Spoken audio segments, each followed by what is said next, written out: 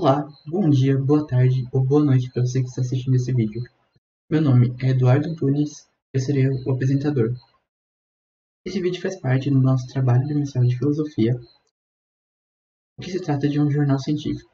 Neste vídeo, em específico, irei abordar o tema consenso científico.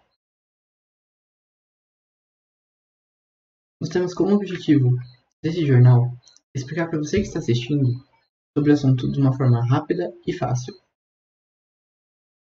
Esperamos que com esse vídeo você seja capaz de entender o que é o consenso científico e assim poder compreender melhor os debates científicos que ocorrem na atualidade.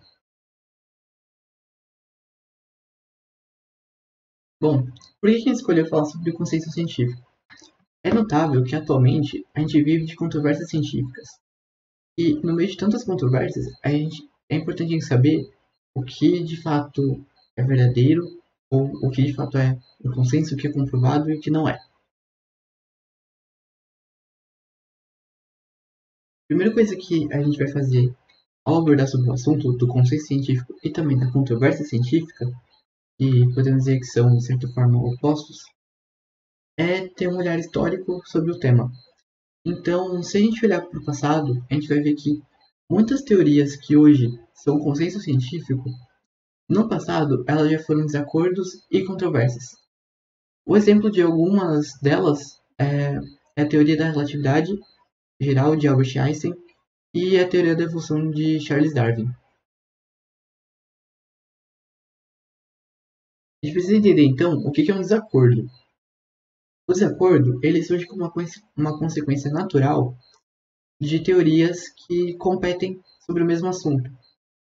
Isso vai acontecer porque, a partir do século XX, a filosofia ela entende que os fatos científicos envolvem interpretação.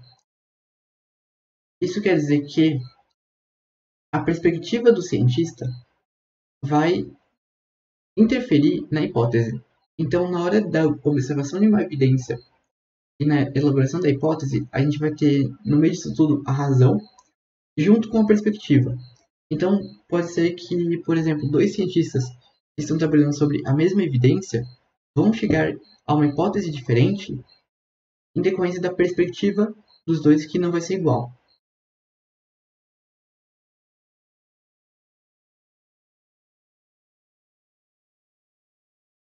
Uma controvérsia, então, ela não vai ser só um desacordo, mas a controvérsia ela vai acontecer quando o desacordo ele é levado ao público de uma forma que a comunidade científica possa participar dessa discussão. É importante a gente ressaltar que alguns argumentos ou algumas motivações não vão poder formar uma controvérsia. Então, motivações como preconceito, rivalidade ou disputa, e argumentos que já foram refutados, ou hipóteses que não fazem sentido ou são muito extravagantes, não vão poder formar uma controvérsia científica, não vão transformar um desacordo em uma controvérsia. Porque, como na controvérsia você precisa da participação da comunidade científica, a comunidade científica ela não vai estar inclinada a considerar tais motivações ou tais argumentos. A gente vai ver então que na controvérsia deve haver mérito científico nos argumentos. Esse mérito científico quer dizer que os argumentos eles devem estar de acordo com a metodologia científica ou então com o método científico. Eles devem estar de acordo com a ciência. Então, não é qualquer hipótese, qualquer teoria que vai gerar uma controvérsia, mas sim desacordos sérios vão gerar uma controvérsia.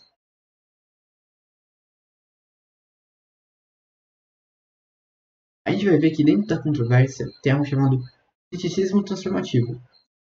O criticismo transformativo é um processo muito importante, porque ele é um processo de argumentação ou de debate sobre aquela controvérsia. Então você vai ter a comunidade científica participando da discussão. E você vai ter a incorporação de diferentes pontos de vista, de diferentes perspectivas né? Você vai ter várias hipóteses sobre o assunto. O consenso, então, ele vai vir como resultado disso. Então, o consenso científico, a gente pode dizer que ele vai ser o resultado de um diálogo crítico na qual todas as perspectivas relevantes estão apresentadas. É talvez a melhor definição que a gente pode trazer para o consenso. E o cristianismo ele vai ser isso, então. Ele vai ser o debate, a argumentação de toda a comunidade científica sobre aquela controvérsia. A gente precisa entender que a controvérsia ela é também um evento histórico. E o que isso diz? Isso vai dizer que a gente precisa considerar o contexto histórico de quando se passa aquela controvérsia. Então a gente vai precisar analisar alguns critérios, como a qualificação científica, a opção ideológica dos cientistas envolvidos. A gente precisa verificar se a criação do consenso, né, que chegou a partir daquela controvérsia, está de acordo com os critérios epistêmicos, ou seja, está de acordo com a metodologia científica. Nisso, então, a gente vai ter dois tipos de fatores. Fatores chamados de epistêmicos e os fatores chamados de fatores não epistêmicos. Os fatores epistêmicos são, então, o conhecimento científico. Né? O conhecimento foi obtido através da metodologia científica. Vão ser coisas, por exemplo, como resultados de observações e experimentos, resultados teóricos, as teorias que foram aceitas, o que foi acusado de inconsistência. Tudo que envolve a ciência são considerados fatores epistêmicos. E nós vamos ter fatores não epistêmicos, que são coisas que têm mais a ver com o contexto em que a controvérsia se passa.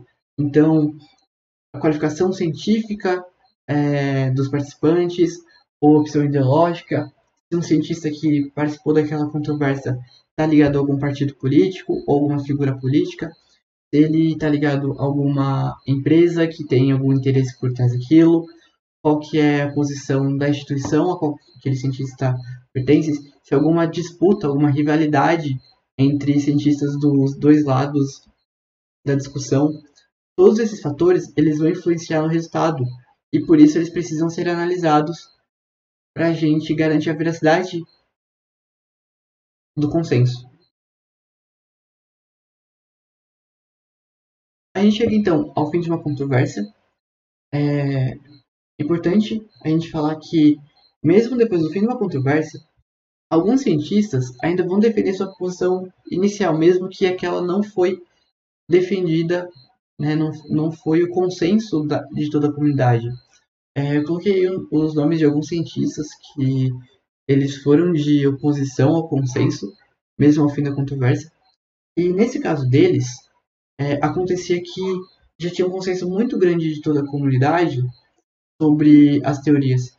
Então, a oposição das poucas pessoas ali que ainda não estavam de acordo com o consenso não foi o suficiente para iniciar uma controvérsia, porque eram muito poucos, né?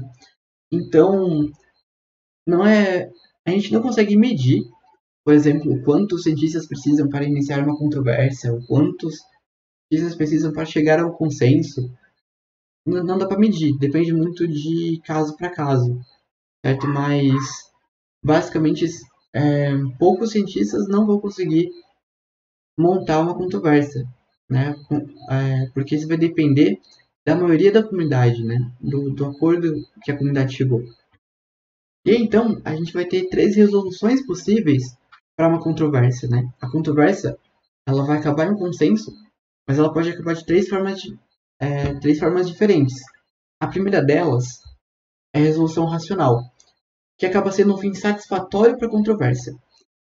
Por que ele é um fim satisfatório, né? Porque a resolução racional ela vai chegar a um consenso por meio dos fatores epistêmicos, ou seja, por meio da metodologia científica, por meio do conhecimento científico, que você vai chegar àquela resolução. As outras duas são chamadas de fechamento e de abandono. Perdão, esse slide, sem querer. O fechamento, ele vai envolver, então, ele vai ser o contrário da resolução racional.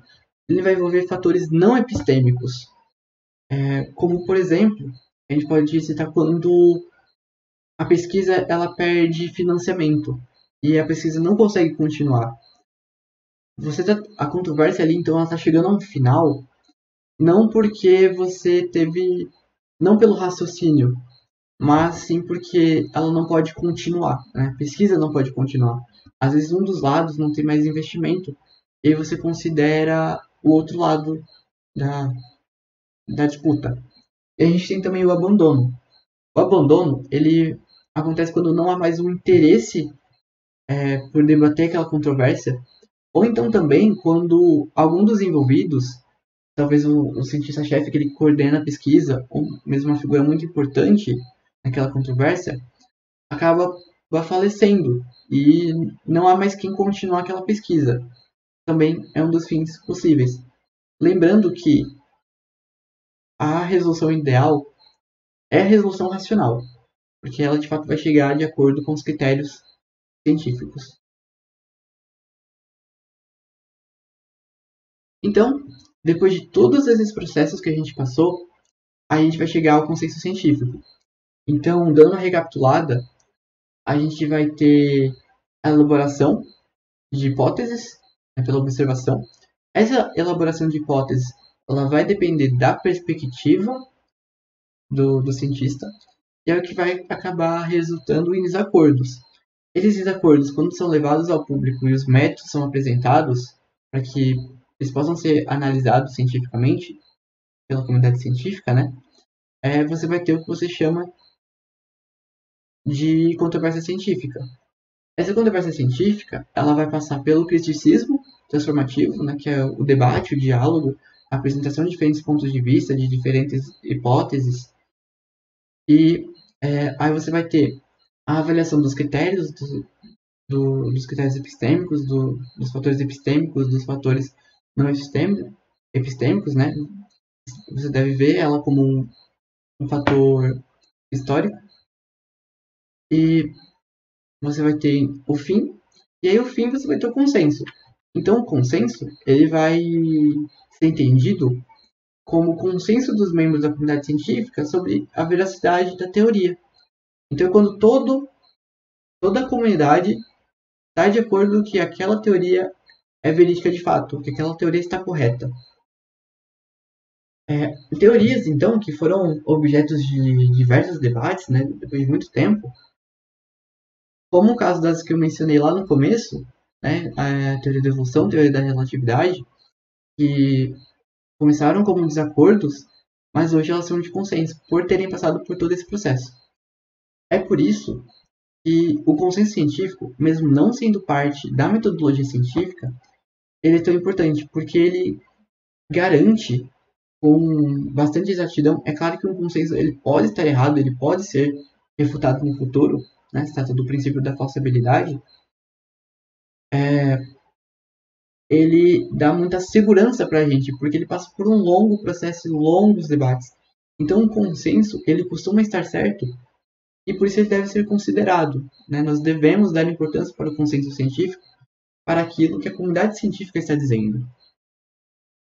Muitas vezes a gente pode ver que há casos, né, de desacordos onde poucos cientistas defendem algo e algumas pessoas acabam defendendo, políticos defendem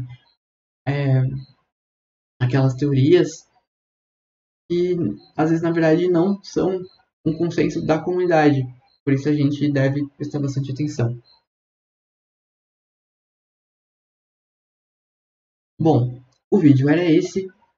Eu espero que você que assistiu tenha entendido sobre o assunto, que eu possa ter explicado com clareza e que esse vídeo te ajude a entender melhor os debates científicos, as discussões que aparecem na mídia, enfim, de diferentes formas, para que você possa compreender melhor a ciência, né, e não ser enganado por discursos falsos ou movidos por algum viés.